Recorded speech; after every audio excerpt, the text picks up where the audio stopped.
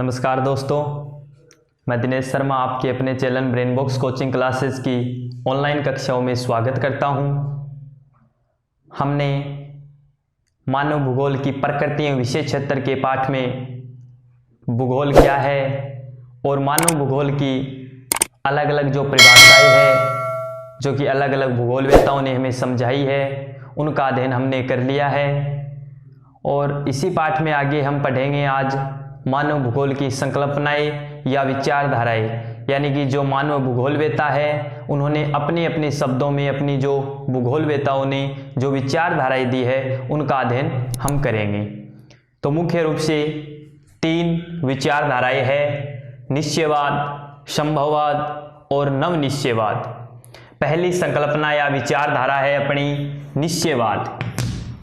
जो निश्चयवाद विचारधारा है इसमें जो आधुनिक जो ब्रेटजेल है, पॉल विडाल डे लाब्लास जो कुमारी एलोन सैम्पुल है, उन दोनों ने मुख्य रूप से इस संकल्पना को दिया है। और इसमें उन्होंने कहा है कि मानव पर प्रकृति की विजय मानी जाती है तथा मानव को प्रकृति का दास समझा जाता है, क्योंकि मानव प्रकृति पर निर्भर है।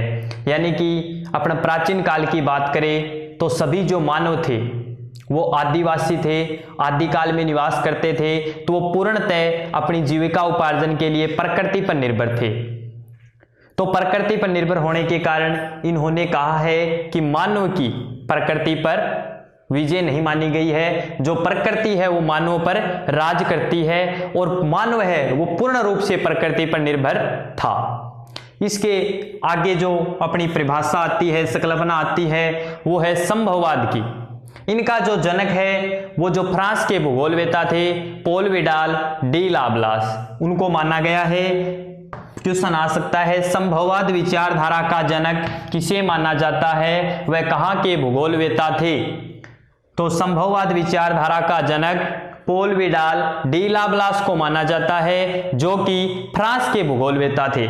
इन्होंने इनसे हटकर कहा कि जो धीरे धीरे मानव है, यानी जब मध्यम काल आया तो मानव है वो अपने को प्रकृति से थोड़ा विजय पाने लगा, यानी कि वो प्रकृति को समझने लगा और प्रकृति के नियमों को समझकर उन्होंने प्रौद्योगिकी का विकास करना शुरू कर दिया। अर्थात कि इन्होंने क्या कहा कि मानव प्रकृति पर राज करने लगा और जो मानव है वो क्या है, प्रकृति पर राज करता है। और उन्होंने अपने नियमों के अनुसार से अपनी बौद्धिक क्षमता के आधार पर प्रकृति को अपने अनुरूप बदल दिया। अर्थात कि जो निश्चयवाद वाली विचारधारा है उसमें तो प्रकृति को शक्तिशाली बताया और जो संभववाद वाली विचारधारा है उसमें मानव को शक्तिशाली बताया। अब इसके बाद तीसरी महत्वपूर्ण संकल्पना आती है नवनिश्चयवाद, अर्थात कि जिसे बोलते हैं हम रुको या जाओ निश्चयवाद। अब इसके अंतर्गत क्या है, इनका जो जनक है वो ग्रिफ्थ टेलर को माना जाता है। इन्होंने कहा कि ना तो प्रकृति मानव पर राज करती है और ना मानव प्रकृति पर राज करता है, अर्थात कि दोनों का सामंजस्य है। अगर दोनों, इन्होंने जो संभववाद व नियतिवाद की बीच का मार्ग चुना और कहा कि कुछ मानव स्वयं को चेंज करेगा, परिवर्तन करेगा और कुछ प्रकृति को चेंज करेगा, तो क्या होगा, उस प्रदेश का जो क्षेत्र हमने लिया है उसका विकास होगा। अर्थात इन्होंने क्या लिखा है कि संभववाद व नियतिवाद के बीच का मार्ग चुना गया। न तो प्रकृति मानव पर राज करती है और न मानव प्रकृति पर राज करता है। ये थी 3 संकल्पनाएं, निश्चयवाद, संभववाद और नवनिश्चयवाद। उम्मीद करता हूं आपके यहां तक किसी प्रकार की कोई दिक्कत नहीं है। नोट्स बनाने में आसानी हो आप स्क्रीनशॉट ले लीजिए।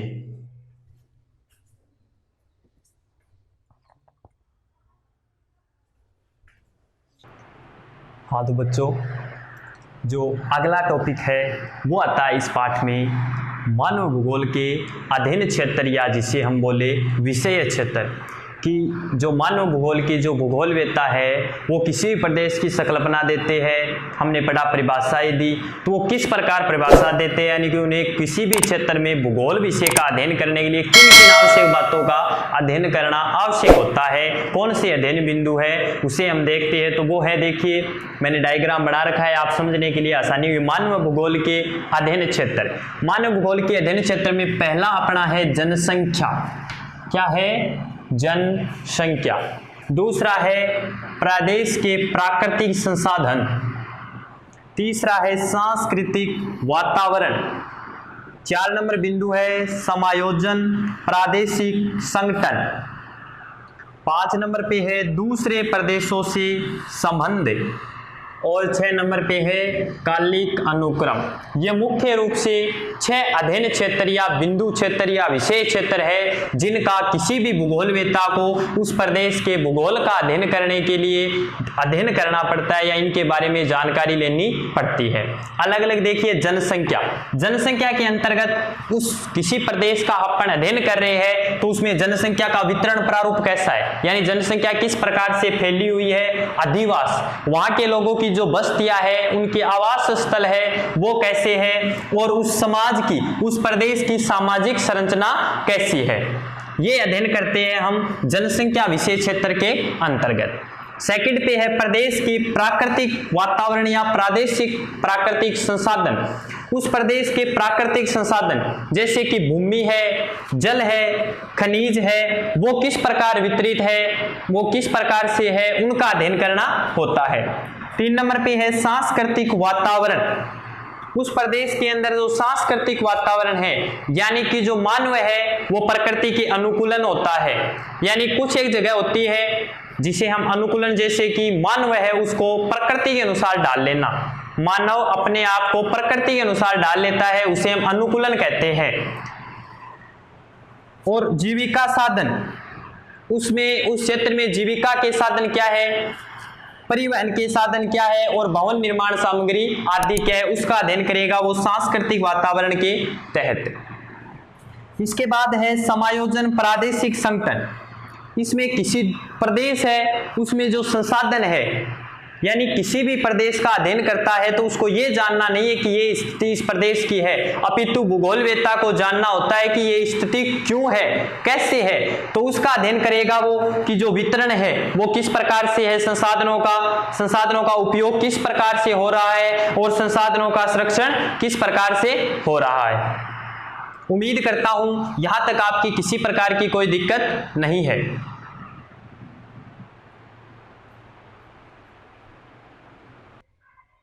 हाँ तो बच्चों 4 नंबर पर आता है, 5 नंबर पे आता है दूसरे प्रदेशों से संबंध।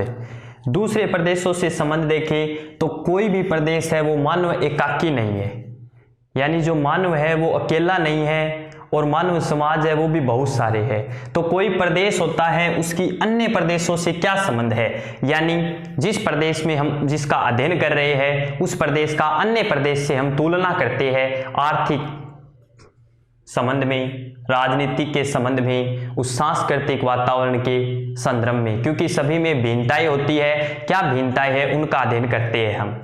अंतिम अपना अध्ययन क्षेत्र का बिंदु है कालिक अनुक्रम, यानी कि जो मानव का विकास है वो भौतिक और जो सांस्कृतिक वातावरण है उसके अंतर्गत लोचपूर्ण व्यवहार है, ये आ गया कालिक अनुक्रम। ये थे मानव भूगोल के 6 अध्ययन क्षेत्र। अब इसके बाद एक भूगोलवेत्ता है अपने हंटिंगटन, उन्होंने केवल 2 ही बातों का अध्ययन करने पर जोर दिया है। उनका क्वेश्चन आ सकता है कि हंटिंगटन के अनुसार मानव भूगोल के कितने अध्ययन क्षेत्र है या कितने विषय क्षेत्र है, तो हंटिंगटन भूगोलवेत्ता के अनुसार मानव भूगोल के 2 विषय क्षेत्र है, एक तो भौतिक दशाएं और एक मानवीय दशाएं। यानी भौतिक दशाएं में जलवायु, तापमान, खनिज, ऊर्जा, उसका हम अध्ययन कर लेंगे, और जो मानवीय क्रिया है उसमें उस प्रदेश का सांस्कृतिक वातावरण है, राजनीतिक वातावरण है, उसका अध्ययन कर लेंगे। यहाँ तक का अपना चैप्टर इतना ही है। आगे हम पढ़ेंगे मानव भूगोल के जो विकास क्रम है वो किस प्रकार से हुआ वो। उम्मीद करता हूँ आपके किसी प्रकार की कोई दिक्कत नहीं है। अगर दिक्कत आती है तो आप कमेंट बॉक्स में या हमारे सोशल मीडिया के माध्यम से हमें ज़रूर बताएं। धन्यवाद।